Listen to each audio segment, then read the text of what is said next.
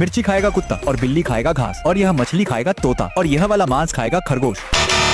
अरे बाबर तुम पागल हो गया है क्या? सब गलत कर दिया। देखो, मछली खाता है कुत्ता और बिल्ली खाता है मिर्ची और यह तोता खाता है मांस और यह खरगोश खाता है घास।